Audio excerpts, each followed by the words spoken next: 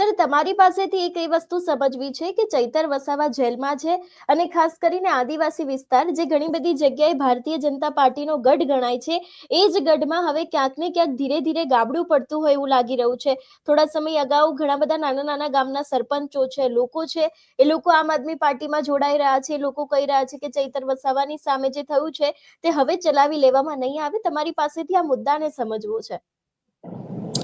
બેન, ભારતીય જનતા પાર્ટી પણ ક્યારેક સત્તાના એની અંદર કોઈક નાનકડી ભૂલ કરી બેસે, બહુ સ્વાભાવિક છે. જો ચૈતર વસાવાની ધરપકડ થઈ, જે મુદ્દા પર થઈ એ ક્રિમિનલ રીતે એને બહુ મોટો બતાવવામાં આવ્યો છે, એને ગંભીર કલમો લગાડી છે.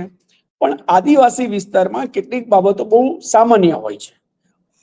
એટલું જ નહીં, પણ ચૈતર વસાવા લોકપ્રિય છે એવું તો સાબિત થઈ ચુક્યું છે.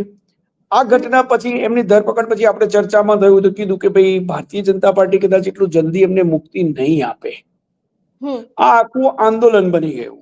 ચૈતર વસાવાની ધરપકડ એ મુદ્દો એક આદિવાસી પટ્ટી ઉપર આંદોલન બની ગયો અને એના પ્લસ અને માઇનસ જે કંઈ પરિણામો થવા જોઈએ એ ભારતીય જનતા પાર્ટી માટે પ્લસ કરતા માઇનસ બની રહ્યા એવું સ્પષ્ટ દેખાઈ રહ્યું છે. આપણા પત્રકારોના દિમાગમાં એક પ્રશ્ન એવું જન્મે છે કે જો બધું યોગ્ય થયું હતું, પોલીસ બરાબર હતી, સાચી હતી, ઘટના સાચી હતી, ચૈતર વસાવા ખોટા હતા, એમણે ગુનો કર્યો હતો, તો આદિવાસી પટ્ટીમાં પણ હવે પ્રશ્ન એવો પૂછાઈ રહ્યો છે કે જે બે ઉચ્ચ અધિકારીઓની બદલી થઈ, કલેક્ટર, એસપી, તો કેમ થઈ? પ્રજા વિચારે તો છે. હવે બેન ભૂલી જાઓ કે આદિવાસી પટ્ટી પર હવે અભણ નથી રહ્યા, બધા જ ભણે છે. 65% થી 70% જેટલો એજ્યુકેટેડ પીપલ થઈ ગયા છે, આદિવાસી થઈ ગયા છે. એમને ઘણી બધી ખબર છે. અને જ્ઞાતિ જાતિના સમીકરણો તો આપ જાણો છો, ગુજરાતમાં, દેશમાં મહત્તમ આ જ સમીકરણ ચાલ્યા છે. આદિવાસીઓ ધીરે ધીરે એક થઈ રહ્યા છે અને એમને એક કરવાનો જે ચાન્સ આપી રહ્યો છે એ રાજકારણ આપી રહ્યું છે. એક વ્યક્તિ સમાજના, એક જે સમાજના હિત માટે કામ કરતો હોય, બૂમ પાડતો હોય. અરે બેન, એકલા ચૈતર વસાવાની વાત છોડો, આદિવાસી છે અને ચૈતર વસાવા છે, આદિવાસી પટ્ટી ઉપર એ હીરો બન્યા છે, આદિવાસી મસીહા બની રહ્યા છે. એની પાછળ પાછળ હવે આપ તરફ લોકોનું ઝુકાવ વધવા પાછળનું બીજું બી તો કારણ ગુજરાતને મળ્યું છે. ભારતીય જનતા પાર્ટીની વિરુદ્ધનું કારણ મળ્યું છે. વિસાવદર છે, ગોપાલ ઇટાલિયા છે, સોશિયલ મીડિયા છે. હવે એવું તો છે જ નહીં કે મેઇન સ્ટ્રીમ મીડિયા બોલે એટલું જ દેખાય, એ જ પ્રજા સુધી પહોંચે, કોઈ ચેનલો બતાવે એ જ પ્રજાને ખબર પડે એવું નથી. દરેકના હાથમાં મોબાઈલ, હાથમાં ટીવી છે એવું માનો, સોશિયલ મીડિયા છે. એટલે જાગતા જાય છે, એક એક એમને સત્ય ખબર પડતી જાય છે. પ્રજાની સમક્ષ પત્રકારો પણ સ્પષ્ટ રીતે મૂકે છે કે આ સાચું છે, આ ખોટું છે. નેતાઓ પણ જે કંઈ કરી રહ્યા છે અને જો એ હકારાત્મક છે, પ્રજાના તરફી છે, પ્રજાના માટે છે, એના અધિકાર માટે લડવાની વાત છે, એ ચૈતરભાઈ વસાવા કરે, ગોપાલ ઇટાલિયા કરે કે કોઈ ભારતીય જનતા પાર્ટીના નેતા હોય. અરે મનસુખભાઈ બી બોલે, મનસુખભાઈ બી બોલે તો પ્રજા સાંભળે છે, જુએ છે. આદિવાસીઓ નક્કી કરે છે કે મનસુખભાઈ આપણી ફેવરમાં બોલ્યા કે આપણી વિરુદ્ધમાં. મનસુખભાઈ એ ભારતીય જનતા પાર્ટીના 27 વર્ષ જૂના સાંસદ છે. તો હવે ધીરે ધીરે ધીરે આખી આદિવાસી પટ્ટી મૂલ્યાંકન કરી રહી છે કે અમારા માટે શું કર્યું, આપણા માટે કેટલું થયું. સામે એમનો જ શિષ્ય કહેવાય એવો, જે પોતાને ગુરુ, મનસુખભાઈને ગુરુ કેવડાવે છે ચૈતર વસાવા. ચૈતર વસાવાના ગુરુ ઘણા બધા છે આદિવાસી પટ્ટી પર, પછી એમની પાસે કેળવણી લઈને જ બહાર આવેલા છે. છોટુભાઈ વસાવા હવે આદિવાસી પટ્ટી છે. આદિવાસી પટ્ટીને ઘણા બધા બે મુખ્ય નેતાઓ એ પ્રવાહમાં જે આખી પટ્ટી ઉપર જે રાજપીપળા, ઝઘડિયા અને સાગબારાથી મળીને છે, ત્યાં છોટુભાઈ પણ મળ્યા આદિવાસીઓને, મનસુખભાઈ પણ મળ્યા. મનસુખભાઈ સત્તાધારી પક્ષના હતા, છોટુભાઈ ભલે વિરોધ પક્ષમાં હતા, પણ એમને આદિવાસી મસીહાનો ટાઇટલ મળ્યું હતું, બહુ પ્રિય હતા. અત્યારે જેટલા ચૈતર વસાવા માટે જેટલા ગાંડા છે આદિવાસી, એમની સાથે જોડાય છે, એમને પોતાના એ હિતેચ્છુ સમજે છે, પોતાના નેતા સમજે છે, પોતાના હક માટે લડનારી વ્યક્તિ તરીકે, પ્રતિનિધિ તરીકે જુએ છે. એટલા છોટુભાઈને પણ જોતા હતા. પણ પરિણામ શું? પરિણામો મળવા ઓછા એમને અનુભવ થયો કે ના ભાઈ, આપણા માટે એટલું કોઈ લડતું નથી મન મૂકીને. એ મળ્યો એ ચૈતર વસાવા મળ્યા. ચૈતર વસાવાએ જે કંઈ પ્રજાની સામે, સરકારની સામે, પ્રજાની નજર સામે જે લડત આપી એને લીધે પ્રજાને એમનામાં વિશ્વાસ વધતો રહ્યો. વાત બની હવે એવું કે આ મૂળભૂત આપે કીધું એમ કે આ આખી જે મતદાર વિભાગ હતો આદિવાસીનો એ મૂળ કોંગ્રેસમાંથી ભારતીય જનતા પાર્ટી પાસે ગયા. ભારતીય જનતા પાર્ટી પાસે આદિવાસીઓને બહુ જ અપેક્ષા હતી. અરે તું છોડો, જે કોંગ્રેસના હતા આદિવાસીઓ એ પણ જોડાઈને ભાજપમાં ગયા. ભાજપમાં ગયા પછી પણ આદિવાસીઓને વિશાળ સત્તા હોવા છતાં આદિવાસીઓને બહુ મળ્યું નથી એવું એમની લાગણી બહુ સ્પષ્ટ છે. આ પરિસ્થિતિમાં અત્યારે આપે કહ્યું ને, જે પ્રશ્ન પૂછ્યો કે ભાઈ આપ તરફ બધા જોડાઈ રહ્યા છે, તો માણસ જે તરફ ઢળે એ કઈ તરફ ઢળે? ક્યાં એમને સત્તા જોઈતી હોય, એમને સુવિધાઓ જોઈતી હોય, એ સુવિધાઓ સત્તા પક્ષ તરફથી મળી રહેતી હોય, પણ જો એ સત્તા પક્ષ તરફથી ન મળી અથવા તો એ આપવામાં ઉણા ઉતર્યા, આદિવાસીઓને ઘણા બધા અધિકારો એમને જોઈએ છે, એ એમનો હક છે, બંધારણીય અધિકારો છે. બિલિસ્તાનનો મુદ્દો છોટુ વસાવાએ પણ ઉઠાવેલો, હવે ચૈતર વસાવા પણ ઉઠાવે છે. ક્યારેક મનસુખભાઈ પ્લસ તો ક્યારેક માઇનસ વાત કરે છે, પણ આદિવાસીઓના મનમાં હવે એવું થવા માંડ્યું છે કે અમારા માટે લડનાર જો કોઈ હોય તો એ ચૈતર વસાવા છે. અને ચૈતર વસાવાએ અસંખ્ય પ્રયત્નો છતાંય પક્ષાંતર નથી કર્યું, પક્ષ નથી બદલ્યો. એને જ્યાં છે, જેવી સ્થિતિમાં છે, જે સ્થિતિમાં છે એની અંદર જ પ્રજા માટે લડવાનું કબૂલ મંજૂર કર્યું છે અને લડે છે. એટલે હવે ધીરે ધીરે પ્રજા ચૈતર વસાવા થકી આપ તરફ ઢળી રહી છે. એટલે ત્યાં જોવાય છે કે ભાઈ જુઓ, પબ્લિક જોઈતી વરસતા વરસાદની અંદર પણ લોકો આપની અંદર આશા જોઈ રહ્યું છે. એમને એમની ઈચ્છાઓ પૂર્તિ થશે, ઈચ્છા પૂર્ણ થશે એવી કંઈક નજર બેસે છે. અને નજર બેસવાને કારણે લોકો આપમાં જોડાઈ રહ્યા છે. ભારતીય જનતા પાર્ટીમાં તો સત્તાને લીધે ઘણા બધા આવેલા હતા જ, પણ ત્યાં પણ સત્તા ન મળી તો એનાથી નારાજ થયેલા લોકો પણ આપ તરફ જઈ રહ્યા છે. હવે એટલી બધી વિશાળ સંખ્યામાં તો આપને સત્તા મળવાની અત્યારે તો કોઈ ચાન્સીસ નથી કે ગુજરાતની ગાદી પર આપ આવે. હજુ કદાચ કોંગ્રેસ પર હોય તો, પણ કોંગ્રેસ અને આપ અંદર અંદર લડે છે. પણ કામ કરવાની બાબતમાં કે પોતાનો જનપ્રતિનિધિ જનતાની વચ્ચે રહીને જનતાની ફેવરમાં બોલે એવું આખી આદિવાસી પટ્ટી જોઈ રહી છે કે એવા તો અમારા ચૈતર વસાવા છે. પહેલા એક સૂત્ર હતું કે ચૈતર જ ચાલશે. લોકસભામાં ચૈતર વસાવા જીત્યા નથી, પણ સાહેબ ચૈતર વસાવે ભારતીય જનતા પાર્ટીની જીતને થોડી ઝાંખી તો કરી છે, ઘણા મત મેળવ્યા છે. હવે આ ધીરે ધીરે એક સમય મળ્યો અને એની અંદર પણ વિવાદો સર્જાયા કે વિવાદો સર્જ્યા, પ્રશ્નો એવા ઉભા થયા કે જેને કારણે દરેક વખતે જનતાનું માનસ, આદિવાસી પ્રજાનું માનસ, મન એ ચૈતર તરફ ઢળે. મતદાતાઓનું મતનું ઘડતર, મનનું ઘડતર બે રીતે થાય. જનપ્રતિનિધિની વર્તણૂક થકી એ ન્યાય માટેની એની માંગણી, એની લડત કરવાની સિસ્ટમ, સ્ટાઇલ જોઈને થાય, અથવા તો એ જે જનપ્રતિનિધિ છે એને એ જનતા માટે કરેલા કામો બોલતા હોય. ફોર એક્ઝામ્પલ, આપણે વિકાસની વાત કરીએ તો વિકાસથી આદિવાસી પ્રજા ખુશ નથી. ભારતીય જનતા પાર્ટીના વિકાસથી આપ્યું છે, એસઓયુ મળ્યું, ઘણું બધું થયું, પણ એમને જે જોઈતું હતું એ મળવામાં ક્યાંક એમને ઉણપ લાગી છે. ને એટલે તો ઘણી વાર તમે જોજો, માર્ક કરજો, છોટુભાઈ પછી આવ્યા મનસુખભાઈ પાક્કી લડત આપીને આ વિસ્તારમાં છોટુભાઈને એન્ટર થતા અટકાવ્યા. મનસુખભાઈ જીત્યા, ગઠબંધનો તડજોડ જે કંઈ થયું હોય તે, પણ આ મનસુખભાઈને તક મળી હતી. મનસુખભાઈ બી ઘણી વાર પાર્ટીમાં આદિવાસીઓ માટેની એમના હિત માટે નારાજગી વ્યક્ત કરી ચુક્યા છે. કેટલાક મુદ્દા પર લડ્યા છે કે અમને આ મળવું જોઈએ, અમને આ નથી મળ્યું, અમને આ નથી મળ્યું. એમણે પ્રશ્નોની રજૂઆત કરી છે. પણ દરિયા જેવા વિશાળ ભારતીય જનતા પાર્ટીના સાંસદોની વચ્ચે મનસુખભાઈ ક્યાંક થોડા ઝાંખા પડ્યા હશે. ક્યાં તો એમની કોઈ એટલી ગંભીરતાથી પાર્ટીએ ન લીધા હોય એવું પણ બને.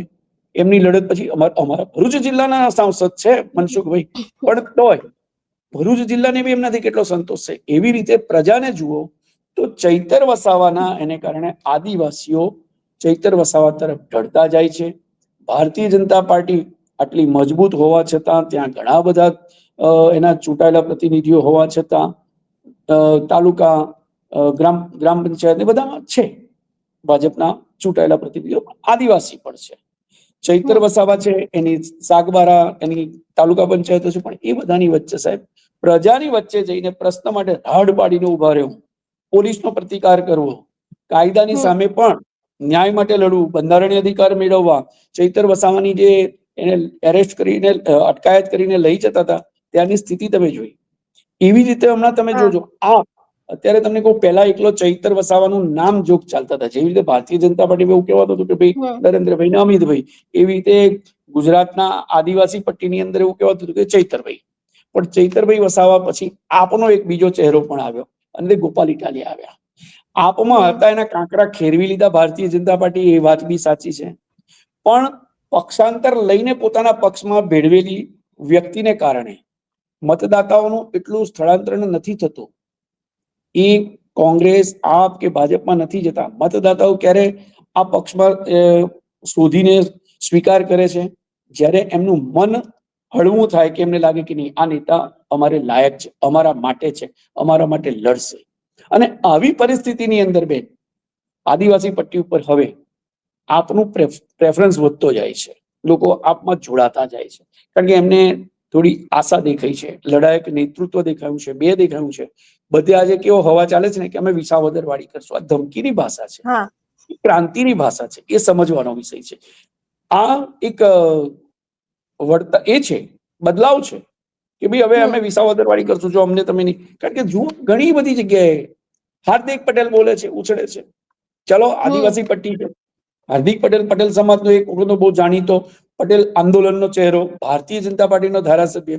બેન આ બધા જે કઈ ઉભરા ઠલવાઈ રહ્યા છે એની અંદર મતદાતા પોતાનું મત કેળવી રહ્યો છે.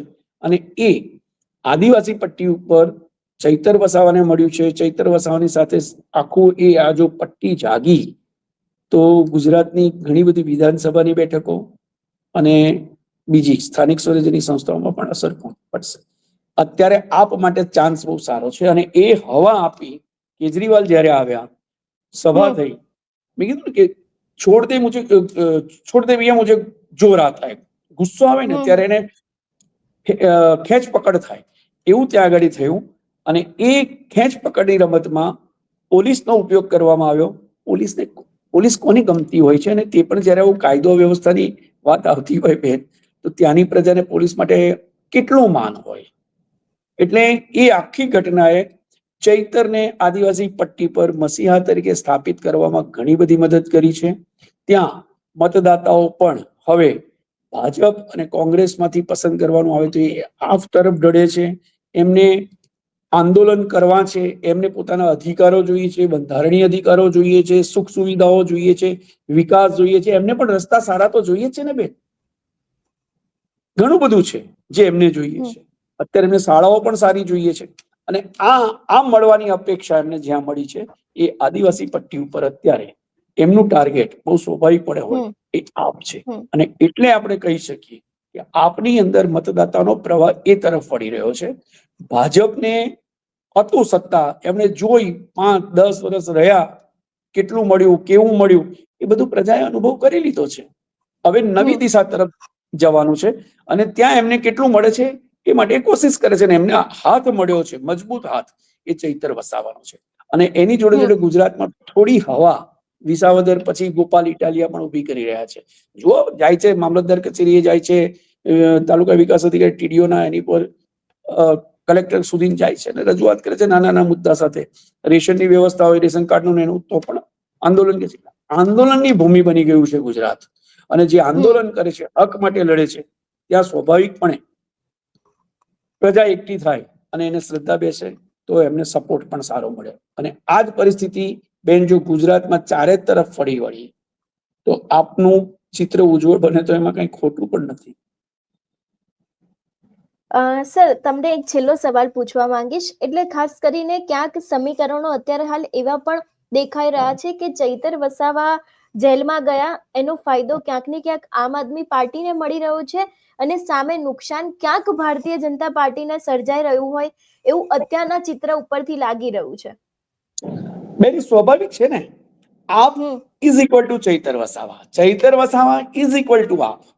એટલે આપને ફાયદો થાય તો ચૈતર, અને ચૈતરને ફાયદો થાય તો આપને થાય છે. કારણ કે કોશિશ ઘણી બધી થઈ છે, પણ ચર્ચાઓ બી બહુ થઈ, અહીં જશે તહીં હમ જશે, પણ એને ઝુકાવ નથી બતાવ્યો, એને હમ પક્ષાંતરની ઈચ્છા નથી વ્યક્ત કરી કે ઈશારો પણ નથી આપ્યો.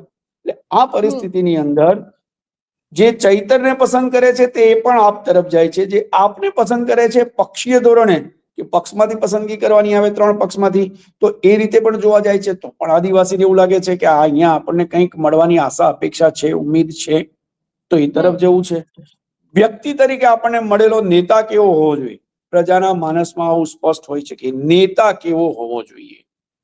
હમ હવે એ જો પ્રજા માટે ના લડતો હોય, પ્રજા માટે અવાજ ના ઉઠાવતો હોય, એ જો ડરતો હોય, ડરપોક હોય, સત્તા ભૂખ્યો હોય, સત્તાને કારણે સમાધાનો કરી લેતો હોય, ક્યાં ગુજરાતમાં કે દેશમાં નથી બન્યું બેન. સત્તાની ભૂખમાં કોણ પક્ષ નથી બદલતા, બધા હમ અસંખ્ય એ છે. એટલે જ્યારે વ્યક્તિ લક્ષી રાજનીતિ હોય અને એમાં જનપ્રતિનિધિની શક્તિ, એની ઈચ્છા શક્તિ, એનું સમર્પણ જોવામાં આવે તો પણ પ્રજા એના તરફ જાય. હવે રહી પક્ષીય ધોરણની નીતિ, તો પક્ષ કોણ કેટલો સમર્પિત છે અને સમર્થિત છે પ્રજાને, પ્રજા માટે કેટલો હમ ઇન્ટરેસ્ટેડ છે, એના જન વિકાસ માટે કેટલો, તો પક્ષની દ્રષ્ટિએ વિચારવાનું.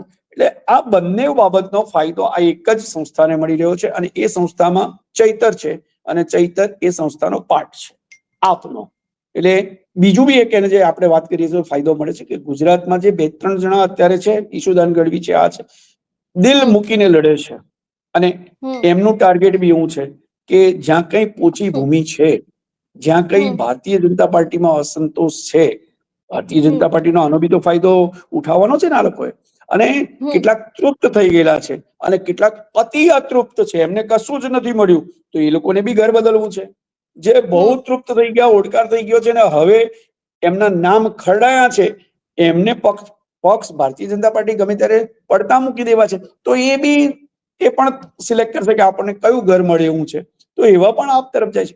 પણ મોટા ભાગના આપ તરફ જનારા જે કઈ છે એમને એવું છે, આદિવાસીઓનો એક વિશાળ વર્ગ છે કે હવે અમે અમારા અધિકારો મેળવવા માટે જાગૃત થઈશું, એક થઈશું.